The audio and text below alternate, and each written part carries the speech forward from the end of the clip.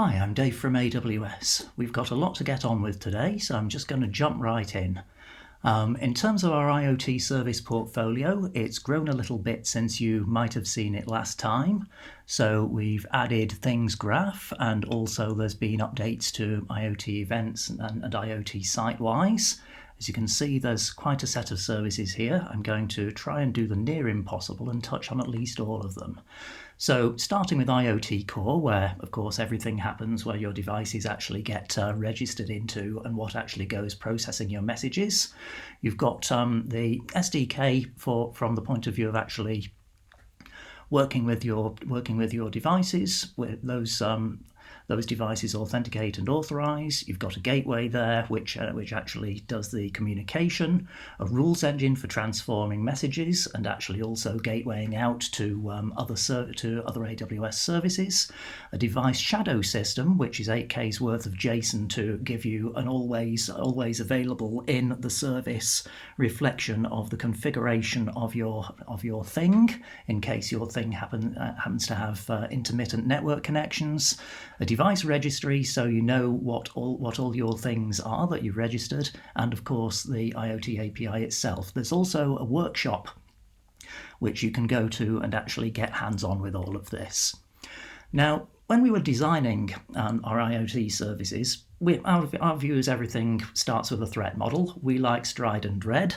And so when we started thinking about how a threat actor might actually try attacking the service itself or potentially introducing a compromised thing, we then decided on a set of requirements in order to mitigate those particular risks. So what we actually do in terms of the IoT communication itself from service to thing, we do MQTT over WebSockets, and just as a publish only HTTPS. All that goes over mutual TLS authenticated connections from thing to service and back again, and actually using AWS authentication, classic AWS SIG-v4, in order to authenticate users to APIs to actually do stuff. So from the point of view of strong thing identity, as I said, we issue X509 certificates, which are now actually rooted in our own Amazon Trust Services SIT Global CA. We bought Starfield, if you've been looking closely. And from the point of view of users, groups and roles, you can actually either just have humans interacting with the service, or you can actually set up roles and profiles for your things that they can claim as part of processing in order that they can go making API calls themselves. So this can be done either normally either using Cognito in order to exchange SAML assertions or JWTs or any of these things for STS credentials so that your thing can make a SIG-v4 call, or actually using federated identities, which are primarily over SAML. In terms of bootstrapping your X509 certificates and how to actually go about doing that, you've got three options. We can generate a key pair and certificate and certificate key pair and get those down to your thing. You can generate your own, or you can use your own certificate from your own CA and establish a cross-sign trust relationship with our CA. You can also now do a multi-account registration in order to do this more at scale in terms of bulk things. When you're actually enrolling a thing, you probably really want to be looking at having two certificate key pairs in case something untoward happens to one from the point of view of mishandling or expiry, accidental expiry. So you want to have one for regular use and one to hold in reserve for emergencies. This is if you have valuable and long-lived things. So to bring your own certificate with your own CA, which is the approach that we see most of our IoT industrial customers taking, you just wind up talking to the service, getting a registration code, create your own private certificate, create your own certificate key pair signed by the CA private key with the registration code in the canonical name, and then that actually acts from the point of view of our service and CA's perspective as assertion of ownership of the DN that is in your certificate. So you can go and register it. To make life easier still, we actually have a certificate vending machine as part of our solutions environment. You can see we've actually put this on our AWS Labs environment in GitHub, so you can use this to actually vend certificates for whatever purposes you need to. If the CA gets compromised, as we said, or as we said, that can happen, or certificates can get mishandled, you have the means of just using the CLI to deactivate the certificate, get information about certificates that have been issued by the CA, examine whether any of your devices are behaving in ways they perhaps shouldn't be doing.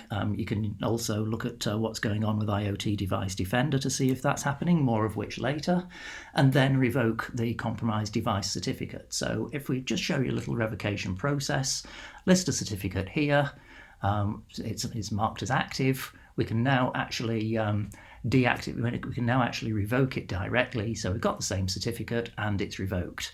This, however, does not actually constitute a full certificate revocation list service as such, although you could actually dump them all out and look through them. So for operating this at scale, a common thing to do is actually stand S3 up as a public CRL service. Configure your S3 bucket as a web server. Carefully constrain the permissions on it, of course. Put CloudFront on if you're looking for a nice scalable and quickly accessible from anywhere in the world environment, and then put your revoked certificates in there. This doesn't actually cover OCSP at this point, admittedly, but that's something we're deliberating on how to go about addressing. From the point of view of further material, we've got a blog post about bring your own certificate, and there's actually a hands-on workshop here which you can use to go and do so. Looking on a bit further for fine-grained authorization for thing management, this is where we have our management policies, which look unsurprisingly very much like IAM policies or indeed S3 bucket policies. So you have allow or deny based on as assigned to a set of actions. In this case, we're just looking at pub, sub, and connect for MQTT, and the resource involved, whether a specific client or a topic on that you're publishing to. So if we look at that more in the round and go put some policies on our humans, here's our humans, and they have a policy assigned to them that allows them to create certificates and keys, deal with describing, updating, revoking, and so forth. All straightforward. What you can do in a slightly more sophisticated fashion is you can add some filters here. So as you can see, we're only allowing them to work to update the one particular certificate with the one particular ARN there in US East, and they can only actually do that from the one source IP address. From the point of view of dealing with data access control further, as I said, when you're talking to the IoT service and updating stuff, the usual thing to do is update the shadow, because that's always going to be available. And then your actual thing will synchronize with the shadow when it has the opportunity to connect to the network.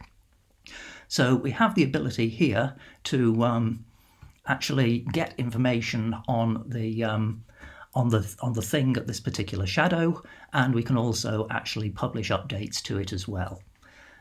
We can also use Cognito in order to treat our mobile users effectively as things. So we can give a permission through here, and as you can see, we're wildcarding. So we're actually using a Cognito ID in order to be able to allow access to things that have a particular identifier that is associated with that Cognito ID. You can do some fairly subtle things here.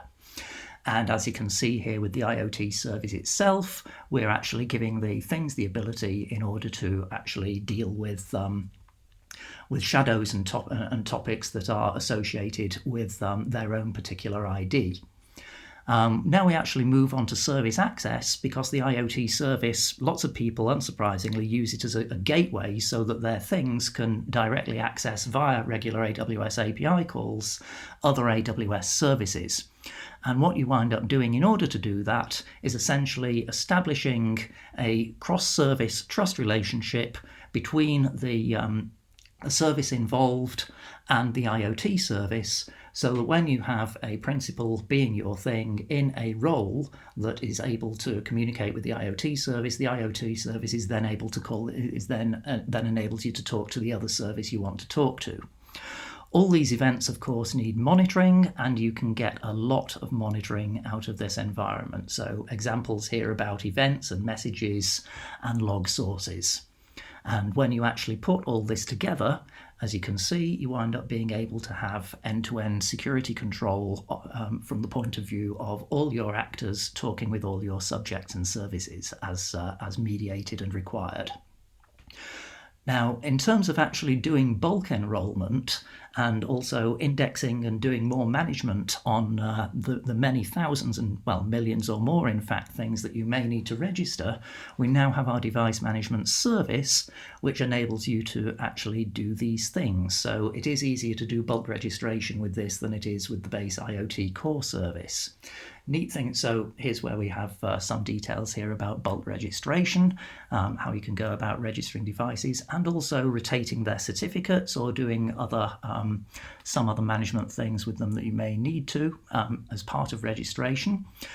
You have the ability to do search here and categorization of your things, so you can group them by their nature and their location and other properties into groups, so that you can perform bulk operations on specific subsets of the things that you've got registered. This also enables you to assess health data of them, and you can also get further fine-grained logging and monitoring out of each of your things into CloudWatch, where you'd normally go picking them up with something like a Lambda function in order to send them to other services for further analysis and search and so forth. You have the ability to run batch jobs in order to affect particular changes on all of a group and the members in it, so rather than actually have to go updating each thing at once. Your jobs can be digitally signed as well, in order that the things have assurance of the integrity of the job before they go running it. And you can actually, if you need to, also set up secure tunneling this way in order to interactively communicate with a thing if you need to, for example, to do some diagnostics on it. And yeah, this will actually, if you have appropriate configuration on your thing, enable you to get a shell on it if you need to. So further things that you can do in terms of categorizing your assets, we have the Sitewise service, which I don't really have quite enough time to talk about in detail here, but this allows you, as well as assigning information to your assets about what they are and where they are, you can get more information about the nature of the things themselves, what the version numbers are of the software they're running, and you can build some really nice Kibana style dashboards in order to actually view all that information. From there, you can also go and kick off workflows based on things that are observed in structured queries. So this actually gives you some event automation, which you also have the IoT event service, again, more on which another time, in order to go triggering events reactively based on things that your things are reporting to you. This is actually, what you can do here is quite similar to what we've done with our Security Hub service, where we actually have an automated response and remediation solution, again based on CloudWatch events, which just triggers Lambda functions, analyzes the events, and then based on the nature of the events goes and triggers a response action, which you can set up according to your policy. So if you'd like some inspiration about what you might do in IoT events, this actually isn't a bad place to look. And we have some things to read and watch here. I have an old presentation down here at the bottom, which it's been around for a little while now, but it goes into quite a bit of detail about how you actually can set up enrollment registration, essentially bootstrapping certificate-based trust between your thing and the IoT core service. So if you want to dig into that in detail, it's a place to go and look. Now, we've talked about actually registering our things with our cloud-based IoT service and then potentially making use of other services from there. But what if our network connection is either slow or intermittent? We need to be able to actually move some of that smartness out to where your things are And this is where Greengrass comes in. So Greengrass effectively is kind of your tiny little bit of IoT cloud in the same physical environment where your things are. So you have the ability to interact with Greengrass as though you're interacting with the main AWS environment. So you have a local messaging server, you have the ability to run Lambda functions locally. Greengrass can actually cache data for you that you may be wanting to send to the mothership, as it were, in the AWS region.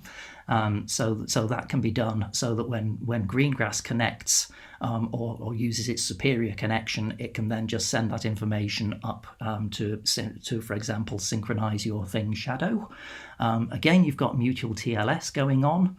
And you also have the ability to run Lambda functions and machine learning models, and indeed Docker containers, if your hardware has the appropriate capability, on your local Greengrass device. You also have the ability to do over-the-air updates to your things from Greengrass. So again, using MQTT and using HTTPS in order to publish new signed versions of software. So as I said, some of the things you can do on Greengrass include actually running machine learning models, extending machine learning connectors and other connectors to other assets and services out to Greengrass and then to your things. There's a local secrets manager if you want to actually use Greengrass to vend credentials for connections to other devices on site that aren't part of the AWS world with your things. As I said, there's Docker container support, and you can also do data streaming if you have a good connection. There's quite a good selection of supported platforms now that actually are able to cover Greengrass, which you get either as a tarball or via apt.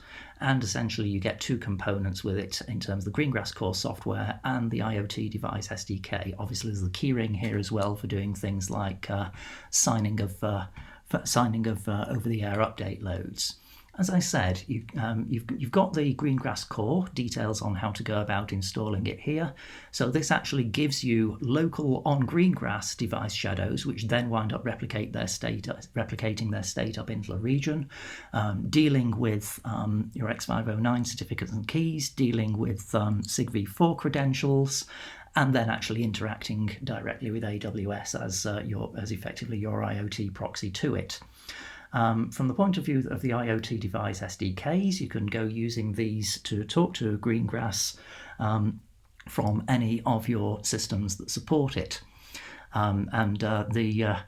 The SDKs are themselves small, so the devices that you can run them on can be as well. You have a fair choice of languages available as well. I've already mentioned you have the ability to do local shadows on Greengrass, so that if you have an intermittent connection even between your thing and Greengrass, then any other system can query the Greengrass, if appropriately authorized, to determine what the last known good state of the thing that can't talk to the Greengrass currently is.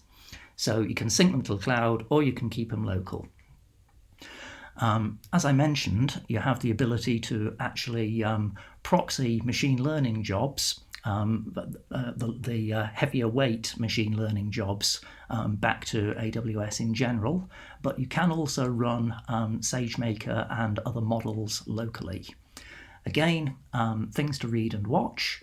We also have some Greengrass accelerators. These are just two of them in terms of pre-built solutions for making Greengrass perform specific functions that you can just pick up and deploy from our solutions register. And we've got a whole solutions repository that there's plenty more of those in as well. So in terms of the kinds of things that may want to talk to Greengrass, really small devices, we also have been doing a lot of work recently, over the last couple of years in fact, with FreeRTOS.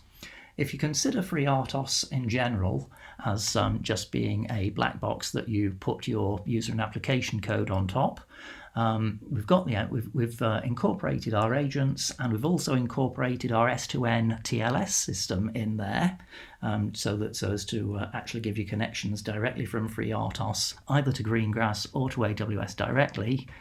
And there's a bunch of libraries that you have actually built in there as well. So you can deploy signed updates to FreeRTOS. FreeRTOS will verify the signatures before it actually goes installing. When you actually look under the lid, as you can see, we've gone and put quite a few extra things into FreeRTOS that weren't there originally when we actually started working with it. And we have open sourced the whole thing. So all of it's on GitHub. You've got a complete copy of the distribution that you can grab and fork and do with as you will. There's more supported platforms for FreeRTOS with all these extensions than will fit on a slide, so I just put the link in there. And one of the things that we've been doing a lot of work on recently, which I'd like to point out, is we've been doing a lot of work with formal proof. So we're actually making checks that FreeRTOS cannot get into undesirable states. This is a really exciting area of research, but it's something I'm going to have to go into another day. So in terms of Greengrass and FreeRTOS integration, you've got info there. Also in terms of determining device compatibility, you've got IoT device testers for both FreeRTOS and Greengrass that you can use on your own hardware. And finally, we've got Device Defender. I always like to think of this for those of you who may be familiar with it as guard duty for IoT. So what you can actually do is within your IoT thing groups, you can determine if one thing is behaving in ways that are unlike the others and actually get an alert raised on that. So other things you can do is look for certificates that may be about to expire, things that may have duplicate certificates, and, as I said, anomalous behavior. So you can generate alerts from this, and at which point you can then take action on those alerts in terms of whether that be doing patching, whether it be, well, here we are. So you can define anomalous behavior as being outside the scope of your rules. Identify whether, if a thing is behaving strangely, you can actually do straight out of the box revocation of permissions and certificates and device quarantining. You can also, if you want to, do things like reboots and push over-the-air updates. Those can be automated, as I said. Those alerts will be raised over SNS, so you just need to subscribe to a topic and then run your analyzer of your alert from there. And again, in terms of things to read and watch, we've got some more background pieces here on the IoT services in general. By the way, my friend and colleague Andrew Delamar is going to be demonstrating and walking through Device Defender in more detail on Friday, so please be sure to bookmark and go and have a look at his session when he goes and does it, because it'll give you a lot more insight into Device Defender than I'm able to in this short time. Thank you.